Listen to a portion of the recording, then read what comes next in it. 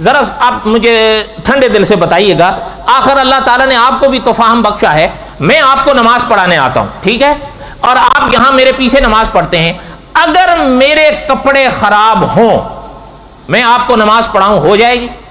نہیں ہوگی، میری نہیں ہوگی، آپ کی ہو جائے گی؟ جب میرے کپڑے خراب ہیں، میں امام بن کے آپ کو نماز پڑھاؤں، میری نہیں ہو رہی، آپ کی کیسے ہوگی؟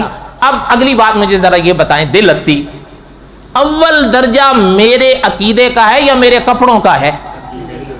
یہ تو مانی ہوئی بات ہے کہ اول درجہ عقیدے کا ہے، کپڑوں کا تو دوسرا درجہ ہے، لیکن میرے کپڑے خراب ہوں میں آ کر آپ کو نماز پڑھاؤں، آپ کی نماز نہیں ہوگی، اور مانی ہوئی بات ہے کہ نہیں ہوگی، لیکن میرا عقیدہ خراب ہو تو آپ کی نماز پکی پکی پکی، جس کے ہونے میں کوئی شک ہی نہیں ہے۔ اگر میرے کپڑے خراب ہیں، میں آپ کو نماز پڑھا رہا ہوں، آپ کی نماز نہیں ہو رہی، تو جب میرا عقیدہ خراب ہے تو آپ کی نماز کیسے ہو رہی ہے پیچھے؟